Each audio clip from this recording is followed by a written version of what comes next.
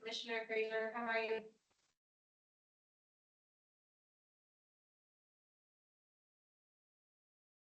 Can you hear me? Commissioner Fraser?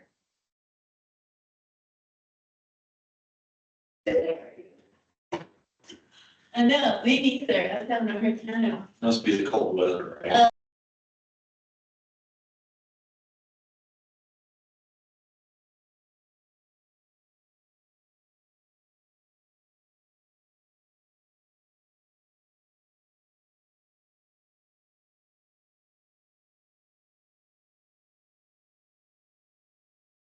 You know, at some point we'll just probably have to call it the flu, right? Right. Commissioner Fraser, can you hear us?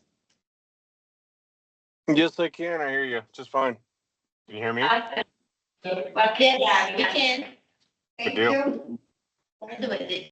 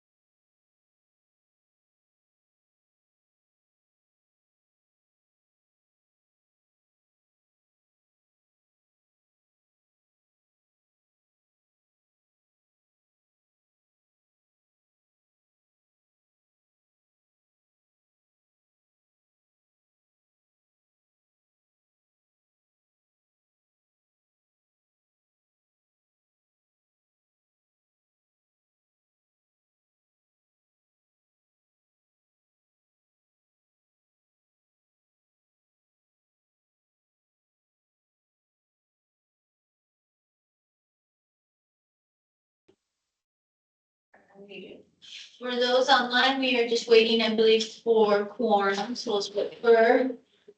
We will not wait for quorum. You're not for an entrance. We still may have an additional commissioner that hops on.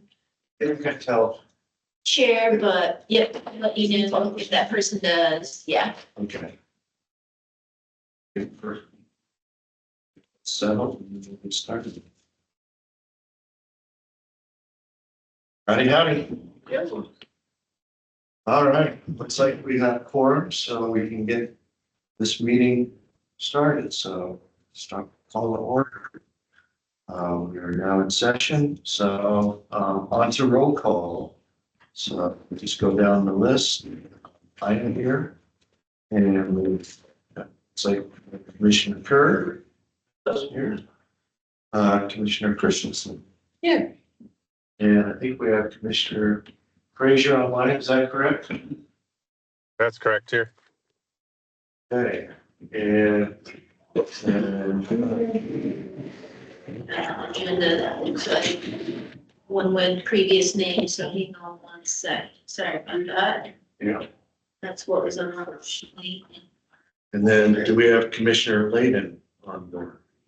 Yep, I'm here. Yeah, thank you. Commissioner Martin, let's see. And Commissioner Stackhouse. And we've been notified that council member Harris will not be joining us today. Right. So, thanks everybody for showing up and allowing us to have quorum. We'll go to the land acknowledgement. The Flagstaff Parks and Recreation Commission humbly acknowledges the ancestral homelands of this area's indigenous nations and original stewards.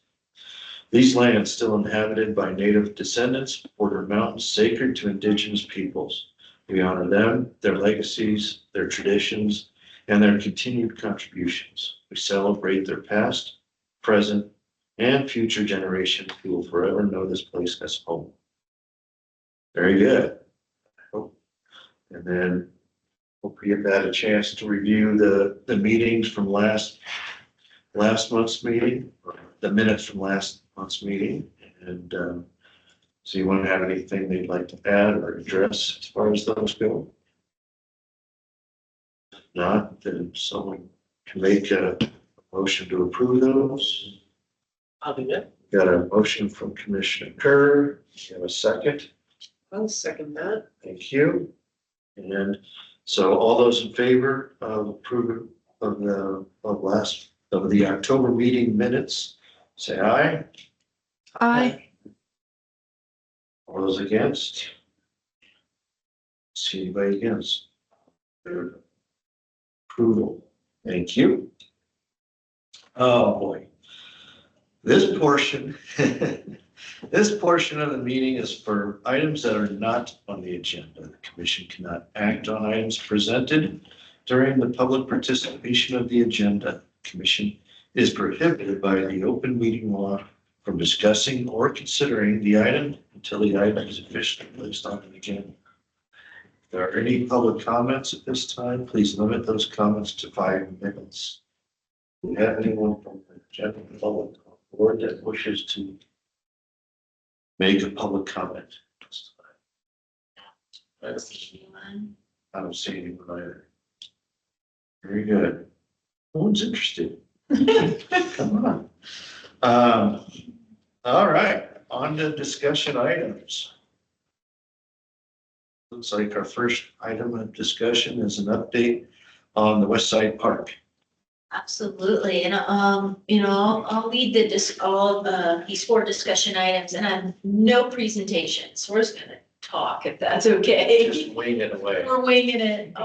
So West Side Park updates, that's our future neighborhood park on the kind of not really northwestern, but western quadrant of town. Happy to pull up a map if some commissioners don't know the property I'm talking about, but it's a parcel behind, kind of tucked behind Staples off Woodlands Village. And then there's Highland Mesa. So we held an on-site meeting for the adjacent neighborhoods to attend.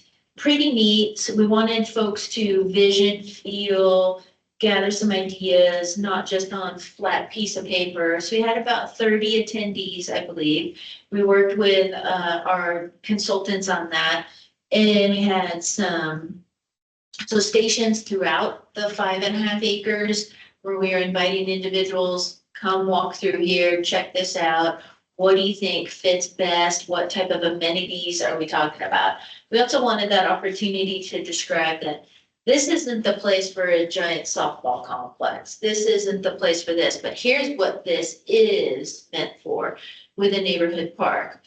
We had some large scale maps for individuals so they could kind of play around or even draw on the paper that this is where they could feel or envision this and that. So, what were the results? We thought it was pretty good turnout with 30 individuals coming. We had all different age groups, which was pretty cool too, because it's always fun to ask the youth, what do you want here? And they're like, I want this. And they get real electric, right? And then maybe some elders in the community here, it's more about what they don't want. We're like, yeah, we get that, but what do you want kind of thing. So we had a good time with it. It was about 3 hours, I think, out there on site. And as expected, we were able to communicate the things that are always in a park for us, including a neighborhood classification. So there's going to be playgrounds for the age groups. And so those age groups are usually divided into the 2 to 5 year olds, so kind of your toddlers, and then a 5 to 12-year-old. And I mean, I'm certainly not 12, but I'll go still swing on a swing set or something. So also but it made our attendees think about what other things should we have? What other things do we not have in our Flagstaff system? Workout stations are becoming very big, especially along like some type of walking path. The urban trail does cut through this park, so there's access that way for pedestrians and cyclists. And also, what unique items do we want? We heard a lot of feedback that keep it as natural as possible. It's a place maybe where I take my dog to go hang out. So a lot of discussion on, should we have a dog park? Should we not? The people who use dog parks, people who don't, how do you use undeveloped spaces like this? Ramada and eating, like how do people actually picnic or utilize a park space for something like that? How we don't have reclaimed water there. So it's not an ideal spot to do a big turf space, because why use potable water for that? So what were our options? So I think the feedback that we received so far is keep it natural, provide amenities that still promote, I think, health and wellness and exercise for all ages too. And a lot of talk around paths and kind of just those spaces to allows anyone to honestly use their imagination on how they would like to utilize that space and still have that health and wellness overarching mantra. So it's pretty neat to go through because it's a unique opportunity where it's not a large regional park that's just going to be jam packed with as much as we can in there with budget. And it's also has a unique terrain to it. There's some really cool rock croppings within it. So now we're thinking, well, we received this feedback. We now know kind of the feelings and the vision for the space. Now, how do we take the terrain and build that into this space? How do we use that? Is it a giant 8-foot wide slide going over or adjacent to a rock cropping, and then kids can climb back up and come back down kind of thing? It doesn't need to be your traditional playground structure when you think about the red, yellow, blue kind of playground. So now that the fun part starts, in my opinion, where we get to start thinking about that. So, we feel like we've gone out to the community. We did an online survey for the direct neighborhoods adjacent to this park. We did this on-site process. So now it's time to start to put those puzzle pieces together. And our promise to those that are interested in this is that we'll create kind of a conceptual design and communicate that, especially to the HOA of the adjacent neighborhood, just to inform them of, here's everything we heard, and this is how we're thinking about putting all these puzzle pieces together. It'll be really cool time-wise on that. I think that we've got the data now, so we'll start putting that together and hopefully have something maybe in January that we can communicate not only to the commission, but also to those neighborhoods that participated in this and give them an idea of this is what this visioning exercise can now bring forward. And And then we'll start just the design review process after that any development in this, in the city limits goes through. So we'll submit that, get our construction drawings going, and then hopefully bid this park out and get a new park. It'll be pretty exciting, but it's a fun process to go through. What was, out of all the people that responded, what were the priorities, like the top 5, let's say, things that they wanted in the park? Top 5 that we heard would be more kind of in that passive category, so walking trails and paths. You know, Definitely wanted a remote. yeah, I think, you know, ability, a gathering space, if you will, so the ability, it's like a Ramada with picnic tables, those amenities. There was some discussion on some type of even like bicycle path that's maybe not the same as, say, a walking path or an exercise path. Definitely playgrounds. I think the neighborhoods understood that. And to keep as many trees as possible. And it's a heavily ponderosa pine. There's a couple oaks in there, but it's a heavily forested area. And again, with those rock croppings. So, you know, and we understood, you know, we have requirements that we must meet per zoning code on tree resource protection, but also would want to introduce some other tree and shrub types into that park. That would be ideal, just to give it some of that mixed feel. There was also some feedback regarding whether if it's like a garden space or pollinator space. There were a few comments, I want to say maybe 7 regarding sport courts, regarding like a pickleball court. Not sure if it's an ideal spot for that or not, or if it's an opportunity for a basketball court or just even a multi-purpose type court. Where again, it's open to the imagination. It means someone could be performing, you know, stretching and yoga and whatever on it. It doesn't have to be for a specific sport kind of thing. So yeah, pretty exciting stuff. Yeah. Yeah, it was cool. Did they want that? You mentioned the dog park. Did that like kind of come down to, yes, we do want it, or no, we don't, based off of? That is in, I believe, in that top 5, but a lot of questions surrounding what does a dog park mean? Like, hey, city of Flagstaff, does that mean a fence goes up? And we're like, yes, it does. And there's usually a large dog area and a small dog area. A lot of times it comes with agility equipment. So it's not just putting a fence up around a treed area. It may require some tree removal too with some of that, or some grading activity, to make it safe for the dogs.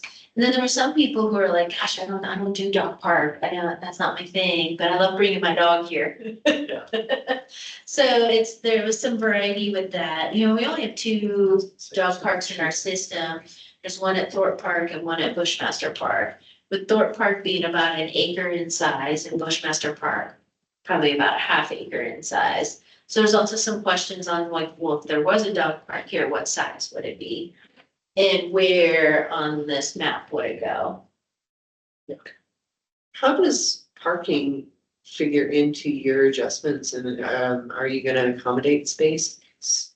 Excellent question. So, you know, with a neighborhood park, it's not necessary per park and rec standards to have a parking lot. But we don't know what design review may or may not require of us.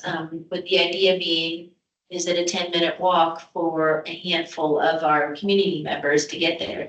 And heck, yes, it is. I want to say there's about 800 single-family homes within a 10-minute walk to it. So you'd serve quite a bit of the community if they walk or rode or bike to it versus get in the car and drive. But there was some feedback on that, honestly, about when you're talking about a Ramada and picnic tables and that birthday spot. It's like, gosh, well, I don't want to lug all this stuff there and kind of thing. So yeah, it's a difficult thing to figure out. Ideally, we just want an access point and a maintenance access so that parks vehicles can pull up, park, perform maintenance in the park and go. And then also for portable restroom units to be located there, that vehicle also would need a maintenance access point. So not sure exactly how that's gonna go. Parking lots are expensive. to do. So is it the right thing to expend, finite dollars that are budgeted for this park for parking versus something else for the park? And there's street parking available. There is not on-street parking. There is not. And again, another good question. And a lot of those Q&A and ideals will come out in design review with city staff on that because there's not on-street parking. There is a sidewalk and then an urban trail to get you physically into the park. But yes, I'm not sure what those responses will be just yet from Are you traffic familiar engineering. with that? That site? Yeah, I am, and when she said HOA, I was like, oh, as soon as a birthday party crops up and people are parking on their streets, it depends on the HOA, but how frequently they can get back. And then the long term, but, you're still in the beginning phases, and I was just really curious about how that works. Thank you. Yeah, and those are true issues that happen in our community, honestly, at any neighborhood park without a parking lot too. So yeah, it could push that impact into the neighborhood. Right. Yeah. Yeah, but no, real great process to go through with the community, and that's our continued promise to this community too, that it's not going to be just city staff sitting there and deciding what to do. We want to know what the community wants, kind of thing. Yeah. Any questions online about West Side Park? We also need to name the park. We tried to receive some of that feedback from those 30-ish participants. There were note cards available if you wanted to name the park. Not sure how we'll do that just yet. Maybe we'll do a fun contest or something because the entire community could feasibly name the park, not just those that chose to participate. Because at some point we need to stop calling it West Side Park. We might need to get creative on some naming conventions. Actually, it is named after, most of the parks are named after the residential community they're in, right? Ponderosa Triangles and Mhm. Cheshire. Yep, some are out of the roughly 28 parks in our system, have had some association, whether with its historical use or maybe adjacent subdivision. Yeah. And this is coming out of grant money, or this is extra funding that you? This is our BBB RIC capital. Yeah, so a handful of years ago, the Parks and Rec Commission then, gosh, I want to say, Rebecca, do you think, was that 2019? 2020, somewhere in there, we went through an exercise to find out what is our most immediate need. And we had a handful of ideas, but also like what was high impact to the community, but possibly even low cost, since we didn't have very much funding at that time. So, we identified this city-owned parcel zone public facility for a future park as high impact to the community because it provides a park in an area where we don't really have any at all. And since it was neighborhood level and not a, large regional 200-acre park, that funding need was also low, still needed it, but was low. So we do have $1.5 million budgeted for, and that's from beginning to end for that entire project. So that includes the design services and then all the amenities and the construction work of itself. Cool. Yeah. Yeah. Any other questions? November 2017. It was 2017. Holy cow. Yeah, Time flies and you're having a it blast. was a year before I came onto the commission.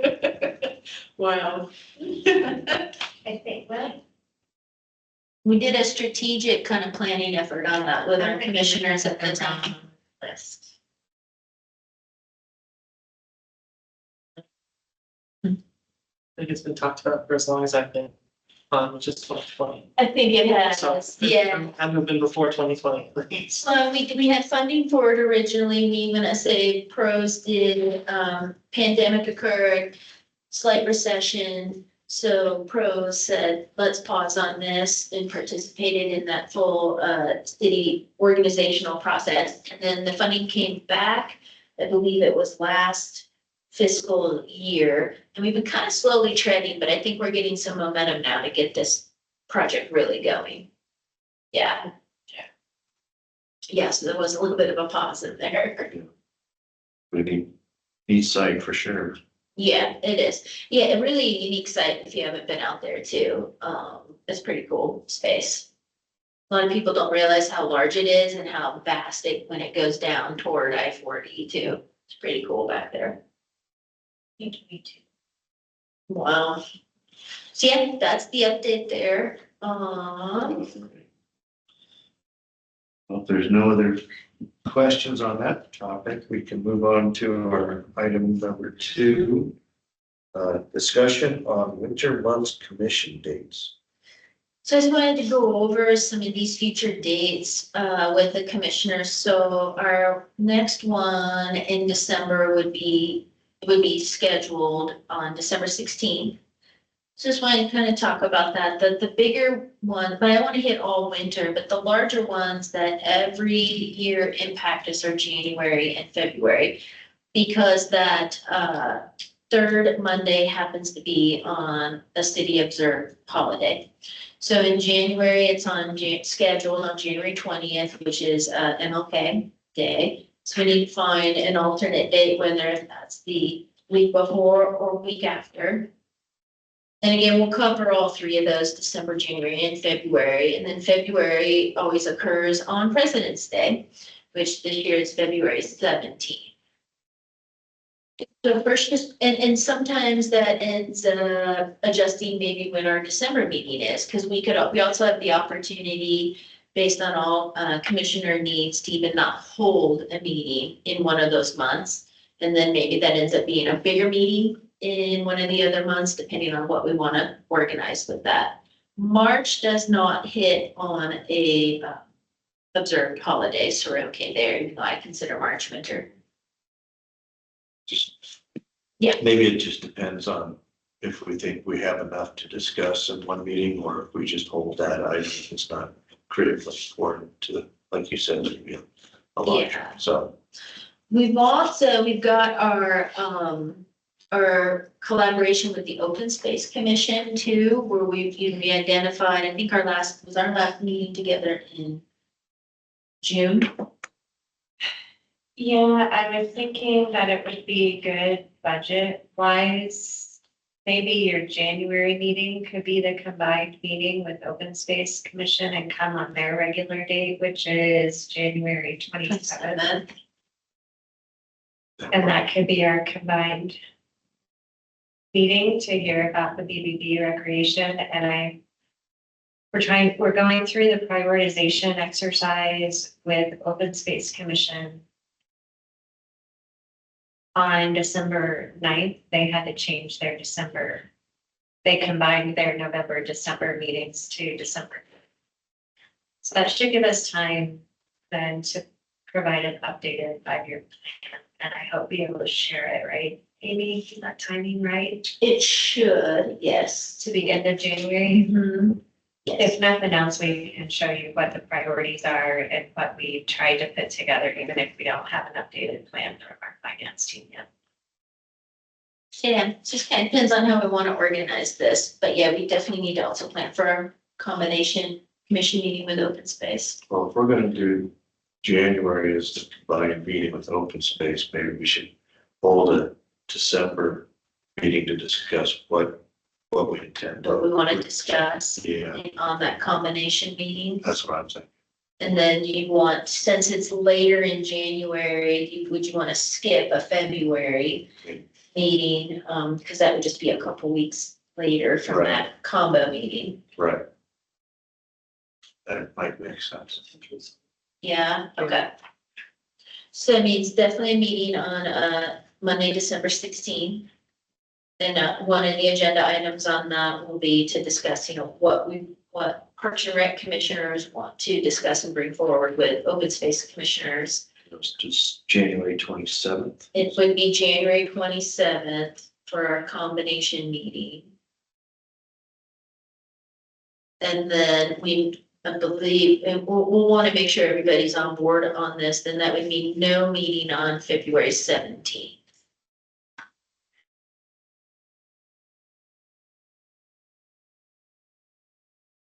Did February have conflict with the holiday? It does, it's President's Day. And so that would have been scheduled for the 17th. Or you would. It would have, so it'd either need to move to the 10th or be in combination with Open Space Commission on the 24th. If we'd rather have the combo meeting in February versus even January. There are plenty of options. We can't unfortunately hold ours alone on February 24th because Open Space Commissioners would have this space. You would have a meeting. I think combining in January is good because it's just a year off, like this is what. We get to finish the year here, talk about what we want to talk about, then we can discuss. Well, it sounds like budgeting is a critical item, so we want to tackle that fairly early. Yeah, both commissions have to approve the BBB requests that we're putting forward. Right. Technically, January would be good because that's right before we're presenting to our budget team. February is a little bit late, but still doable. Like, we're still able to make changes if the commissions don't approve what we put forward. I wonder if February might be better. I'm For a doing that, I'm combo texting meeting? Robert right now, Okay. to see what he's got on January. I know you, That would be yeah, February 24th it or would, February 10th. if it was a combination meeting with Open Space, it'd be the 24th. If it was our own. Yes, yeah. If our own potential would be February 10th.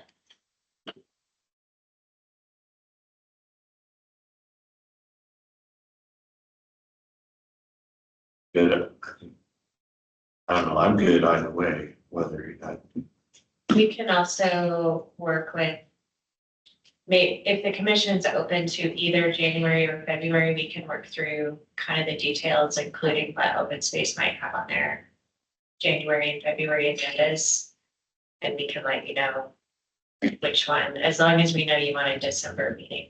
Yeah, well, if they end up preferring the February date for the combo meeting, would it be then better for us to meet in December or January? Just parts. probably January, just for relevance. That's what I'm thinking too, so we can get ahead of that budgeting Right. request. So, I mean, we're lucky to have at least our 5-year capital plan. Which was a part of our prioritization exercise a couple years ago, but can certainly be some desired adjustments to it in seeking that approval from commissioners.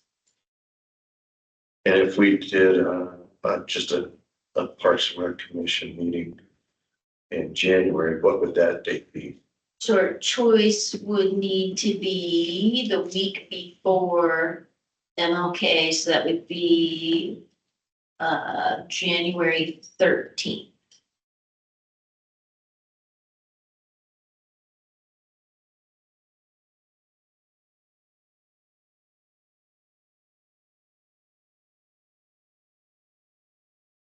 Anyone have any thoughts on that? Or we just say, does that work for everybody? Yeah, none of them are really conflicting traveling for me, so Okay. whatever works best for the commission. Anyone online, Commissioner Frazier, Commissioner Lehman?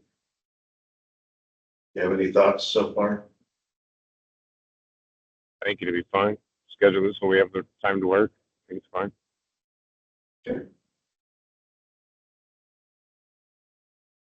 Commissioner Lane, do you have any conflicts with any of those dates?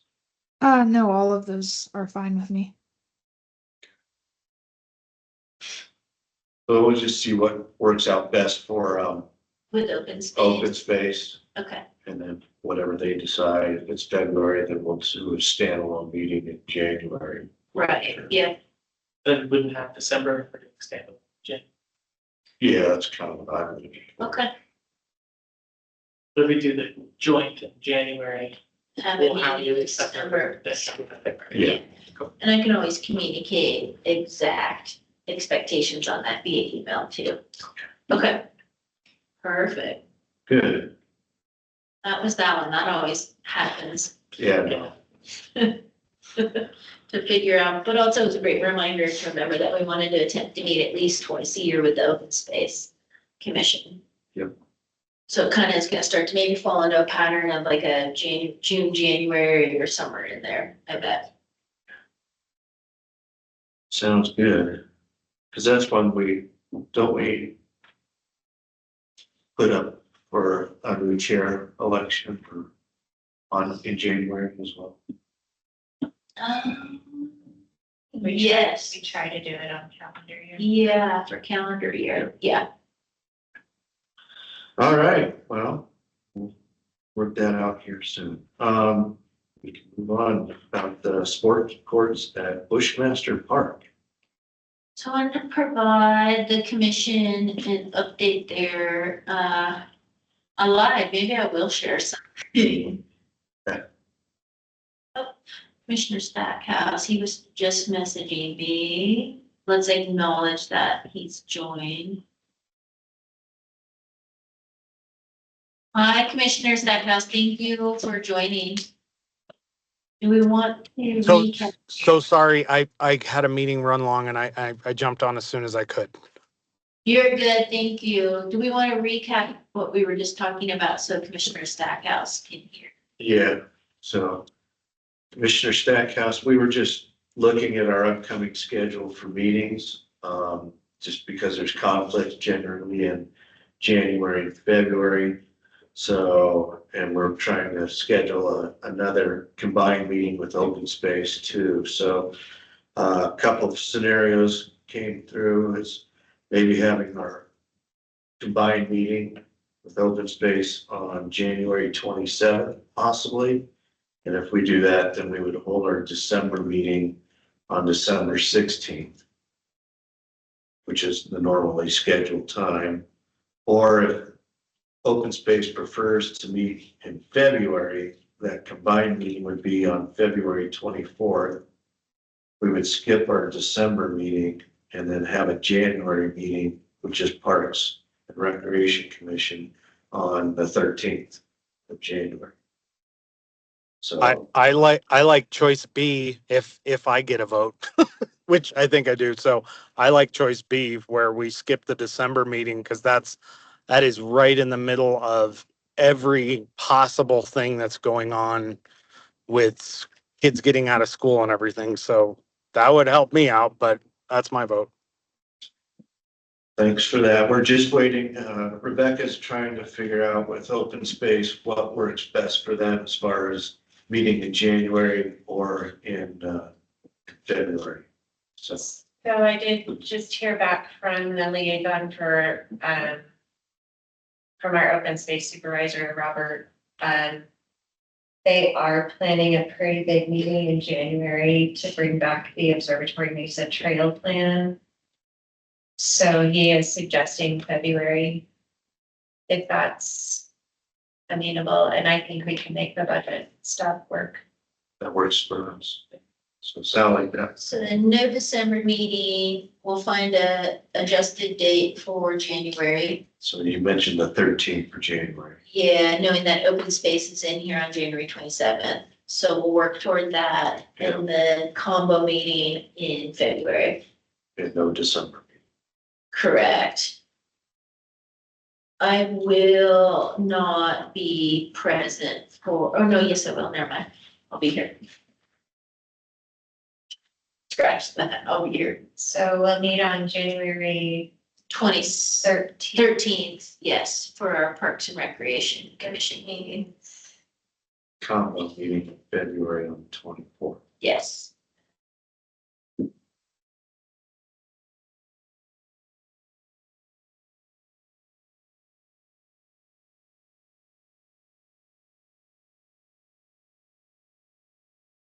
Good? Yeah.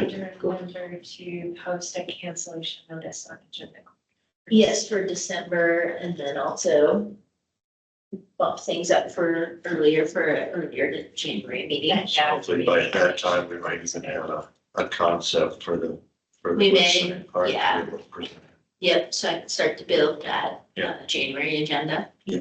Perfect, cool. Great, so we had moved on, we were finished with that, so we're just starting when you joined in, Commissioner Stackhouse, with item number C, sport courts at Bushmaster Park updates. So let me give a little update. I'll give a brief history, especially for new commissioners, and I'll be a refresh for existing commissioners. So the sport courts at Bushmaster Park project was placed on hold in this past May, so a handful of months ago.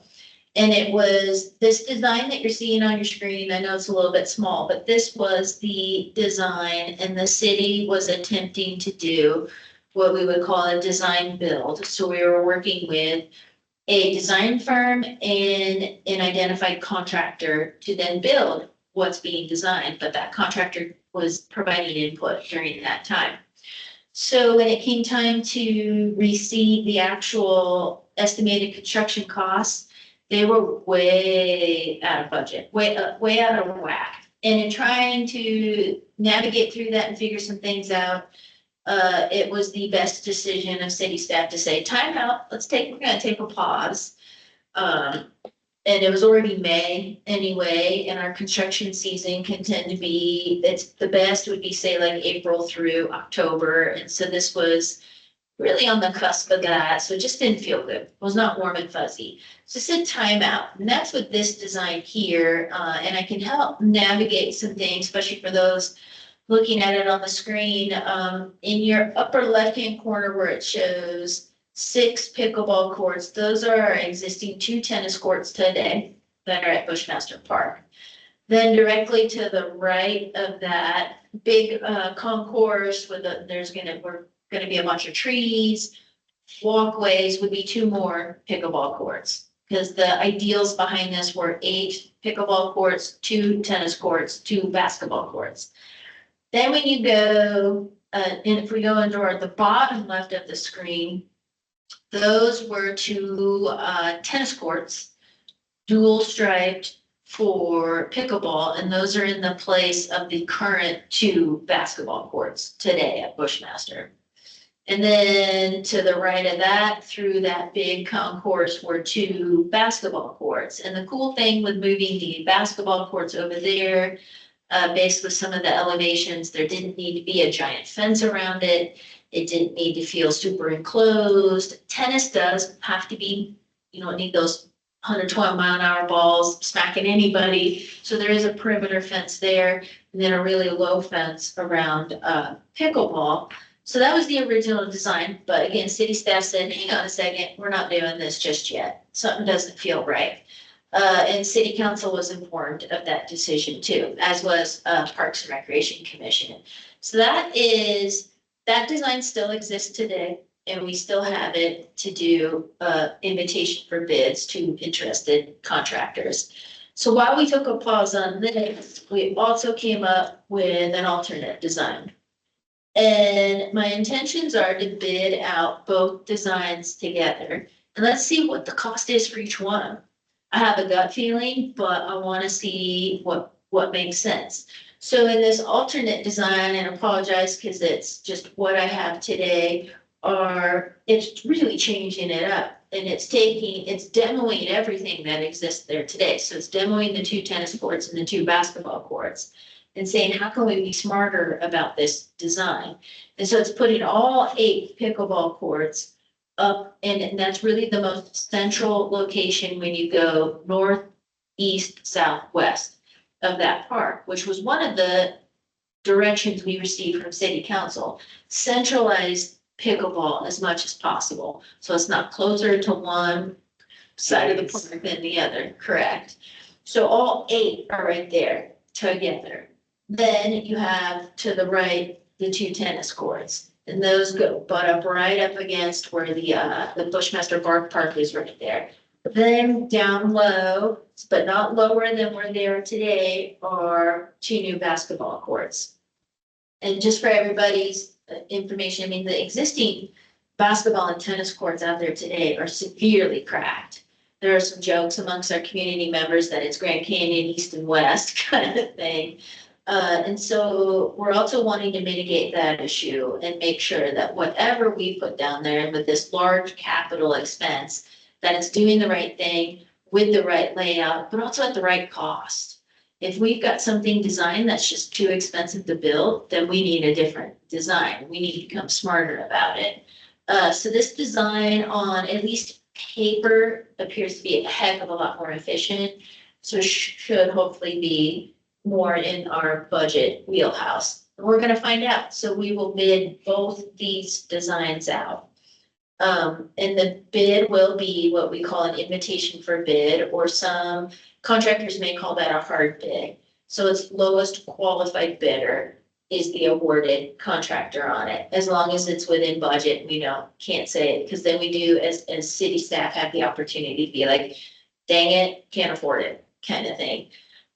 So it'd be real interesting. I think timeline on this is to bid this project out in January, have responses back, have hopefully an identified general contractor to bid this, including what that total construction cost is, go to city council in February, late February probably with it. Hopefully have a project that works, receive approval, because we, in the perfect world, want to be ready to construct April 1st.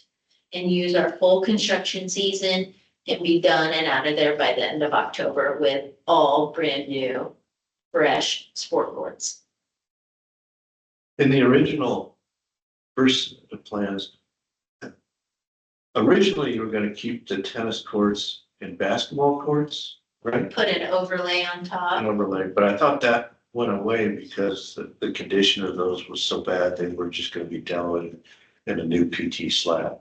Correct, so they're still scheduled to be demoed. Okay, What is out there for, in the construction documents is attempt to crush on site and use as AB as your sub base, compacted, and then still put these post-tension slab on top. What we did have to do though, because of a lot of grading constraints and a lot of, import or bringing in of dirt to build the pads up. See where there's like those little lines on the two sides of the basketball and tennis courts? It's building that pad up about 4 feet. Yeah, so that's why all of a sudden it wasn't that we couldn't put a brand new slab on top of an existing. We needed to build the pad up to accommodate for proper drainage, stormwater runoff, all that good stuff. And we needed to move where the existing basketball courts are today. There's a gigantic caliper tree there. That root system is what's causing Grand Canyon East right now, and it's just, just severely cracked. I hope if there's one thing we've all learned, you don't build a concrete structure right up against a giant tree. So we needed to move that up to the north. And there's existing sport court lighting there today. It created a bunch of changes to the lighting when you're moving pieces around, and quickly became a pretty expensive project, which still was happy to be like, okay, well, what is this gonna cost? Great, we have a baseline. Now we're gonna see what else we can do. so the updated design, do you do away with that situation of having to build those up then?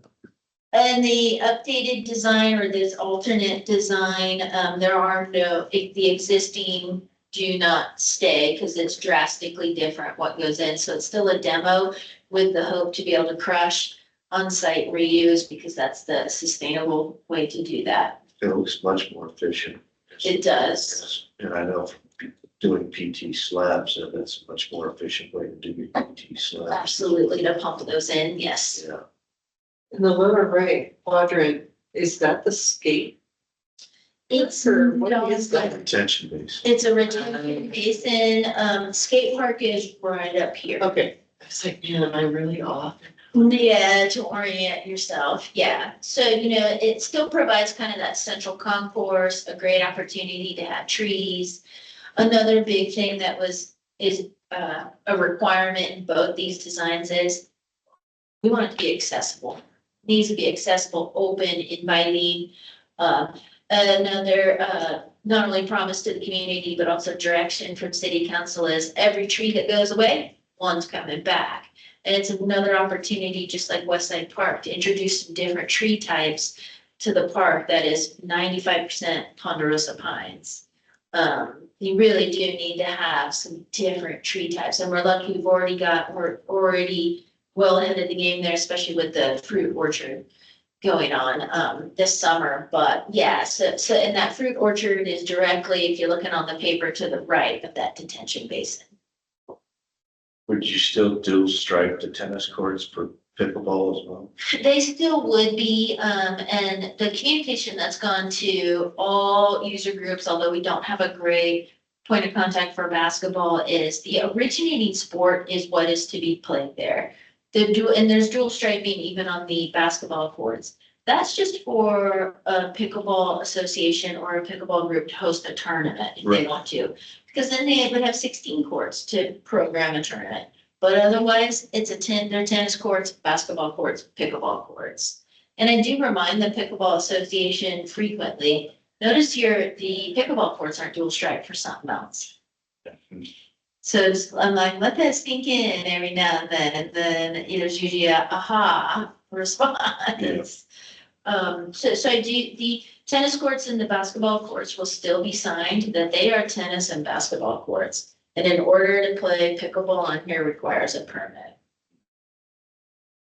And then sport lighting on all of the courts, which would still be per city code, and the lighting would end at 9 PM every day of the week, just like it does today. I like it. It's good. Yeah, it should be interesting. I'm excited to bid this project out and see where these costs come in, and obviously would report back to commission on that too. Should be fun. We've been busy with paper and pencils. Are you doing hard bid on that or is that JOC? Hard bid. Yeah. Anyone else have any input or questions? Have to see where it goes. Same. I'm excited, this courts are leading, They do. They need some love. and they get a lot of people on. They do. This is a large community park. A lot of people go here. A lot of our community plays here. It would be an amazing new amenity to really freshen it up. Yeah. It'll activate the space in that too, which will hopefully dissuade some of the undesirable activity that does occur in the park. The Exactly. further right you get, I know. but it's okay. It's all part of the being, right? Right? So yeah, that's the update there. I'm really excited to see this project move the next step forward. Anyone else have any comments on the park before we move on? The commissioners?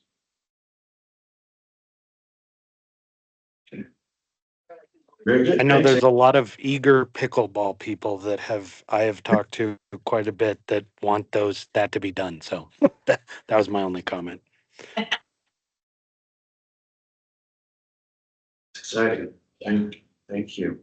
On to the next item, which is snow operation and courtesy berm relocation program. With me again, and our parks manager, Gino Leone's not feeling well today. Otherwise, he would be here to talk about this item too. But I just wanted to briefly describe some of the snow operation that Pros performs, but really focus in on the courtesy berm relocation program. But happy to answer any questions about any of our snow operations. So some of this may be a refresher for some commissioners, and then also brand new for some too. So Pros performs a snow operation alongside Public Works. Public Works is 100% focused on streets and roadways, where Pros is focused on our other amenities. We have about 24 miles of the urban trail that we're responsible to plow. We have, I want to say, I think it's close to 50 city parking lots that we plow. And that can be for the community plus for our coworkers and a bunch of city buildings. And it's the parking lots in our parks, at our our 3 recreation centers with Hal Jensen not having a parking lot. It's our civic spaces, so when you think of parking lots, that's downtown library, city hall. Heritage Square. Yes, and then Heritage Square is an important amenity. That's a very difficult and intricate space to, excuse me, to relocate the snow. And then any sidewalks adjacent to a city-owned building or property also are our responsibility to shovel. Just like anyone at home, if you have a sidewalk, you have a responsibility to shovel it, make it accessible for all. Then there's some of the more not, those are all real high priority for us. So the operation is there's about 8 to 10 pickup trucks with plows on them. There's skid steers, there are tool cats, there are tractors that are out and about, backhoes are out and about. And then there's hand shoveling. It's a pretty wild operation. The equipment operators begin at 4 a.m. Handwork begins at 6 a.m. And it's typically, depending on the snow accumulation, it'll be anywhere from an 8 to 10 to 12-hour shift. Then we take a break, then we're right back at it, doing it again. And we're repeating some of those assignments too, because as snow continues to accumulate throughout the day. And then there's some smaller, not as high priority items, like especially downtown, clearing snow away from bicycle racks, off benches, off certain amenities like that. Those are kind of those finishing touches. Plus, we're responsible to haul out the snow of downtown. If you ever notice, all of a sudden there's big piles and then they're gone in the middle of the night. So that snow that we're relocating off Heritage Square, we are putting in certain piles, and then that's usually about a 2 a.m. operation, sometimes 3 a.m. We do need bars to close to be safe. Then we go down there, we're physically hauling it out of there and hauling it to the airport. So is streets on the piles that are made from the streets operation. The one important piece, I mean, those are all super important to our community and our coworkers to get done. But one that can be highlighted and it becomes really important is this courtesy berm relocation program. So for eligible citizens, when streets comes by, they drop that gate and they're plowing, we all have experienced it. They create that incredible berm at the edge of your driveway. So for eligible citizens, right now, I believe there's 100 individuals. We've seen it percolated in upwards of over 140 addresses. So if streets has come by and plowed that street and created that berm, we're now coming, pros is coming and we're clearing that berm at the end of your driveway. And we're relocating it. What we cannot do is we cannot plow the individual's driveway. We cannot go on private property or plow their sidewalk. But it can become a pretty anxious event, especially for people that are needing to depart their home post-snow event and wondering when will this berm get cleared, maybe can't even get your vehicle over it. A lot of things that all of us have experienced. So it's an incredible program that is offered to eligible individuals, and our administration staff within pros assist us with this. But we've got all the addresses identified, including if it's temporary. We have individuals that maybe have a surgery and are going to be unable to clear that berm themselves. So they maybe even have the relocation program as a temporary status, or then there's many that are permanent. And it's so we know that this is going to happen. It takes a lot of coordination. It takes a lot of coordination with Public Works and Streets on knowing when that street has been cleared, so that then we know that that driveway entrance is ready for this relocation. Takes a lot of communication on that. Yeah, I was gonna ask how they go about doing that. So someone signs up for the program initially? They do. We have an application and a form. The eligibility requirements meet all of the motor vehicle requirements for a placard. And then there's one or two ambiguous ones in there. And again, because also the temporary, especially if it's related to a surgery or other type of a condition. But then do those individuals call when they know that that can make a request, like? They fill out an application. No, I mean, on the day of, like, say that, they get the berm put in front of their driveway there, do they generally call or is it? Call, but where our team is in extensive communication with Public Works. So we need to know exactly, we know, we have all the addresses of where these approved households are. We need to know when that street's been plowed from Public Works, not from the citizen. That, you know, if the citizen's calling us, there's a problem, right? They may call concerned or again anxious about when it's happening, but if pros does not have confirmation from Public Works, they plowed that street, that's an abuse of resources. Because sending individuals to go clear that and then to have a berm recreated, which can happen too, happens many times. So in our administrative staff field, if there are phone calls, they're fielding those and working with our community members that are on this list. What are your tolerances as far as the futz trails go? Like how much snow builds up before you go out, or is it just an We automatic? go out greater than an inch, we're going out. And does that include like bush? Does the bus trails include things like, the park up on, I'm blanking on it, Buffalo Park? It does not, says that portion of, so there's overall, there's almost 60 miles of foots. But only 24 of it are either concrete or asphalt, so we do not plow aggregate foots. So the other roughly 36 miles are aggregate, including Buffalo Park. Yeah. Yeah, I had a lady complaining to me last year when I was out there about the condition. I'm like, why are you out here? We kind of know, that's why we're gonna move. Yeah. You know. We're on skis. Yeah. I always see people cross-country skiing. Mm-hmm. Yeah. Real important program, and the city or partners in sustainability offices have been piloting and creating a Snow Heroes program where it's seeking volunteers from the community, not city staff, to come.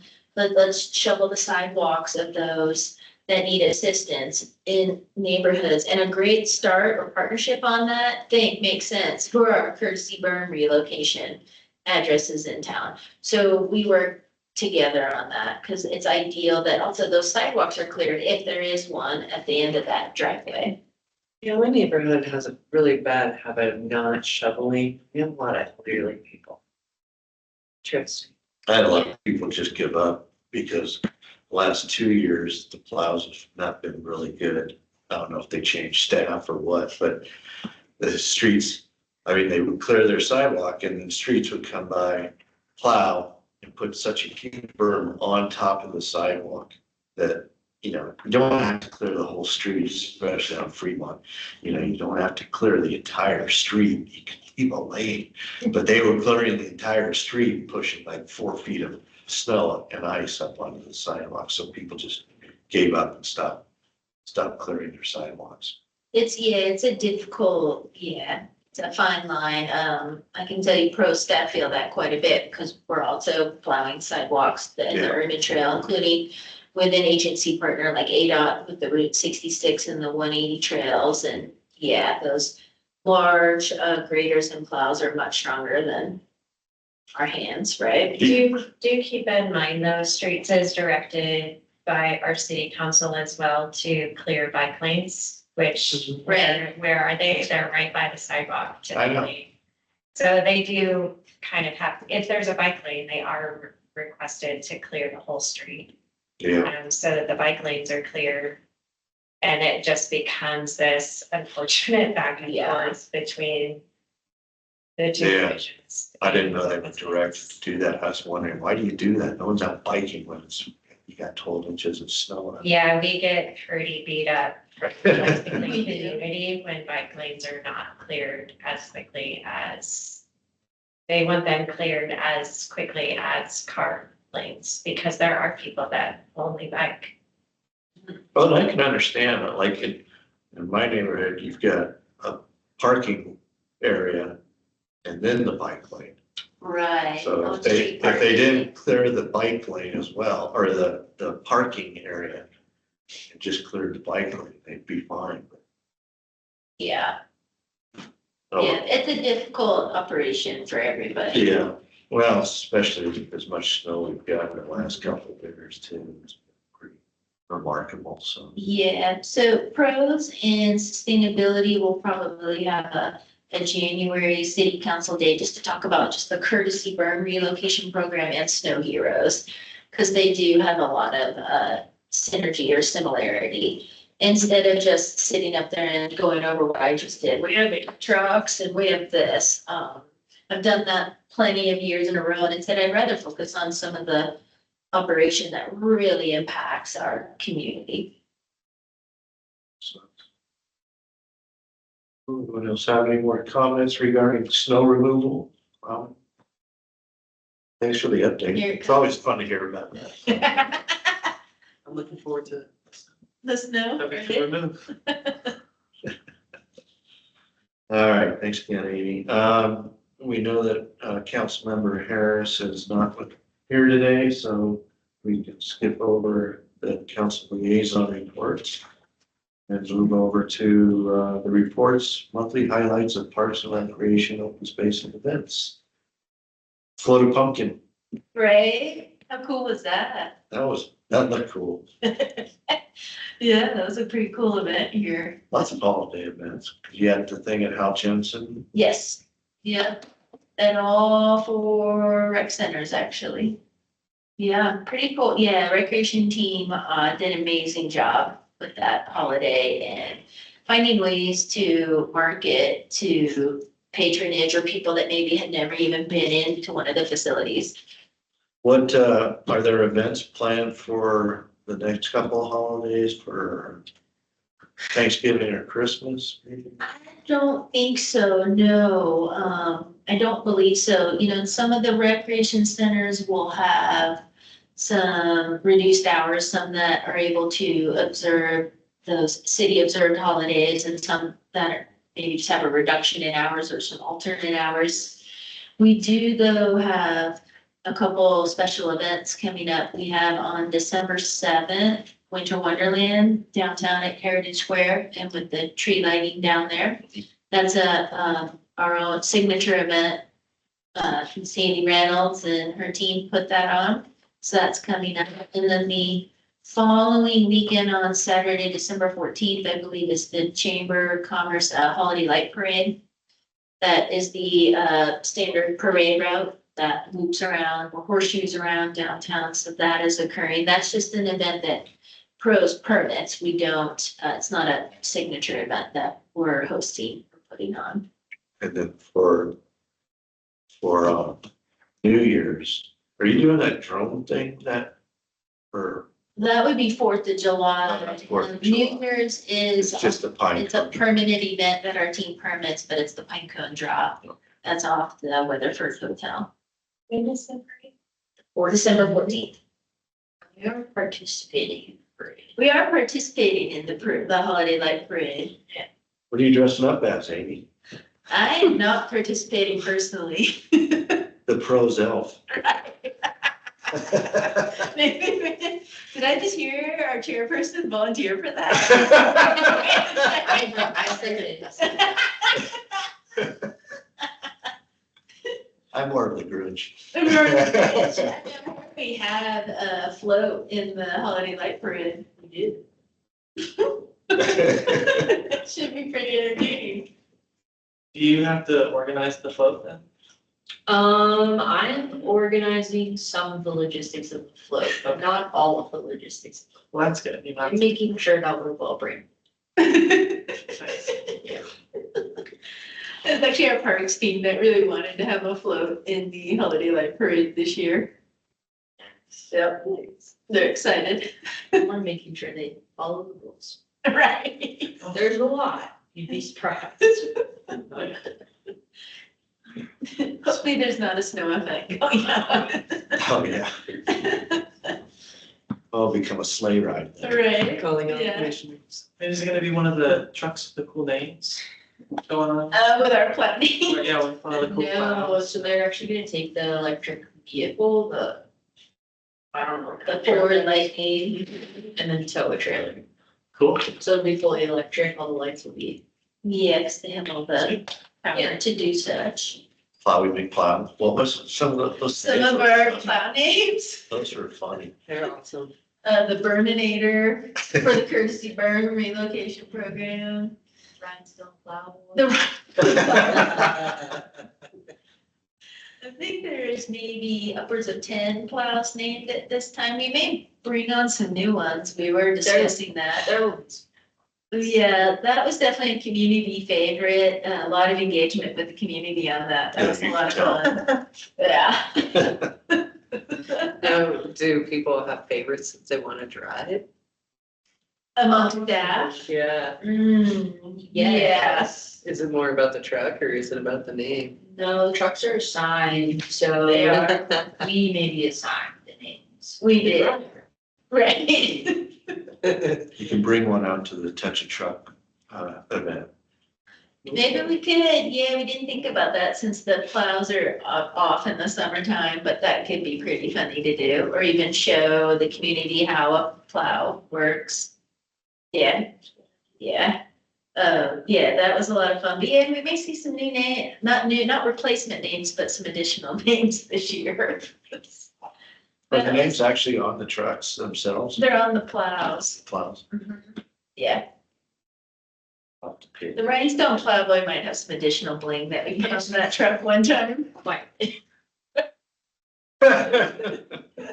Oh, We tend to have fun if you can't tell. that's good. But yeah, no, great question about events, because we do have a signature event and some other community events coming up, but not anything specifically at our recreation centers. Does Josie Montoya at the senior center, do they serve like a Thanksgiving Day meal for the seniors?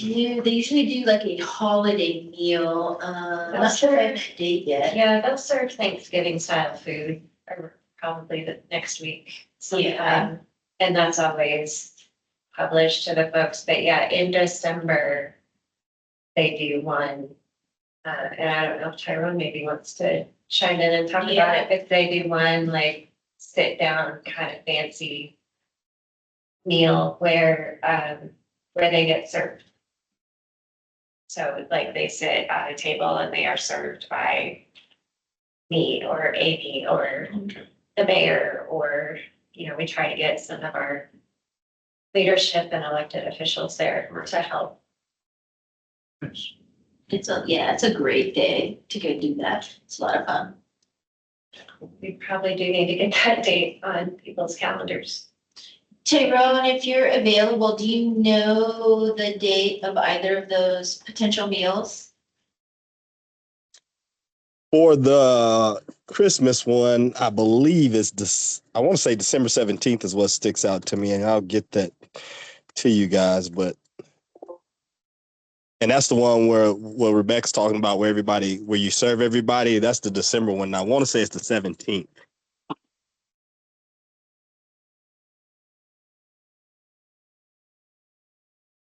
Great, thank you. Anything else regarding monthly highlights of parks, recreation, open space and events? Is that anything to add? No? And so next item is informational items to and from commissioners and staff.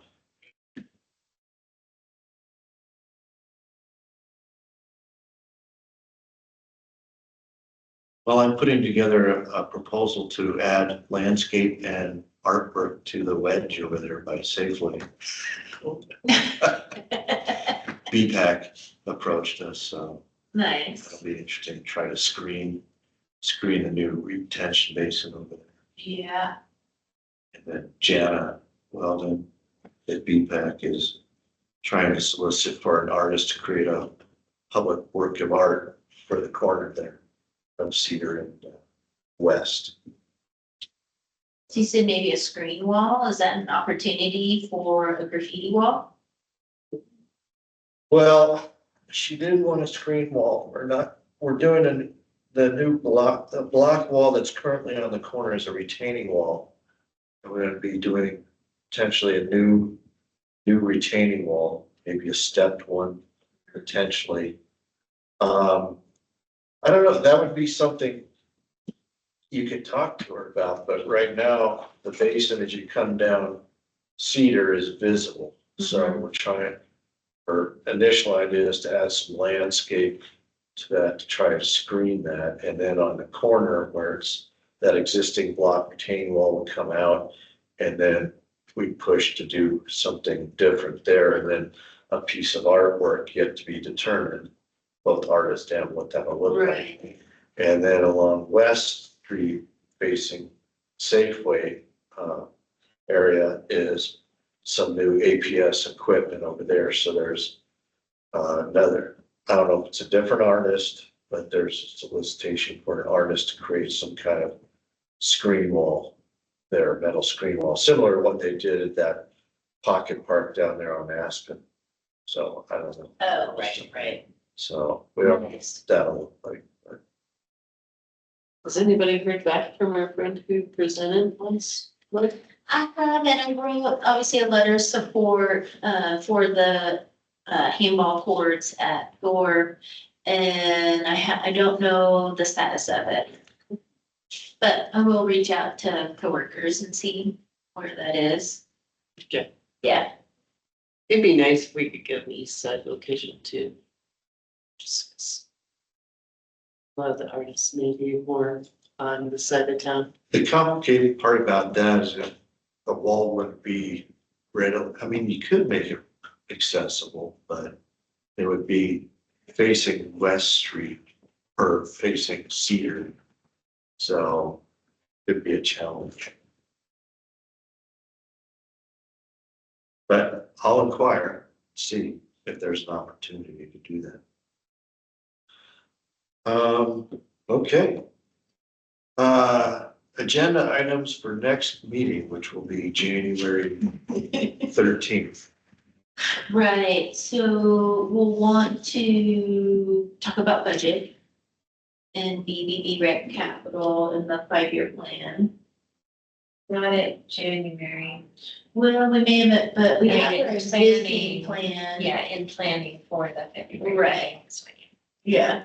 Want to talk about what Parks and Recreation Commissioners would like to discuss with Open Space Commissioners. So combined meeting agenda. Mm-hmm. We might have an update on the West Side Park as far as the concept goes. We might, so would like to keep that as definitely a potential agenda item. I don't think I'd have an update on the sport courts at Bushmaster because it would be in that phase of hopefully bidding out to contractors.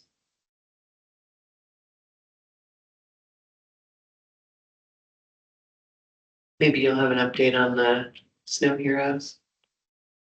There's Yeah, that. possibly. I'm not sure what day pros and sustainability will present to city council in January. We wanted to get closer to January, plus have newly elected officials in seat too. So that way we weren't doing that to folks who were departing. They get like inaugurated December change. I believe that's early December. We talked about that this morning for our new outgoing and incoming council members. New council members are sworn in on the 17th, and then we have a break in meetings for 2 weeks because of the holidays. And they will really pick up in January. We have to vote for chair and co-chair. Yes, and vote for chair and co-chair in January at the January meeting.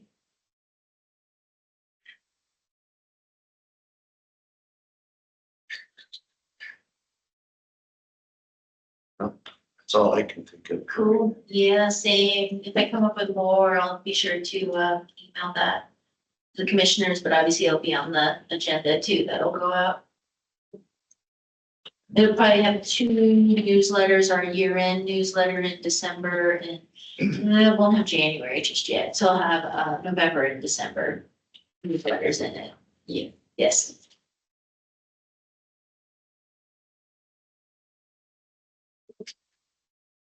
Maybe discussion on what our goals are for 2025.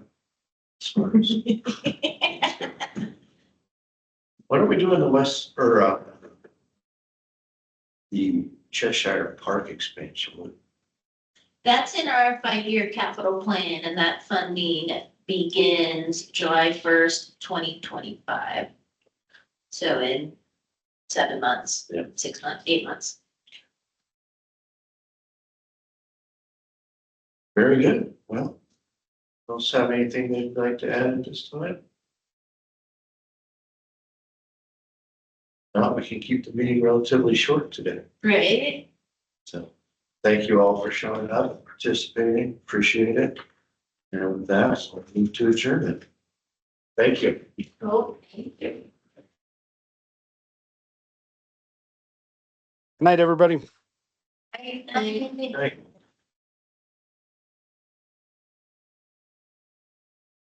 Happy holidays, everyone. Yeah. When you get there. I broke my shoulder right before the last commission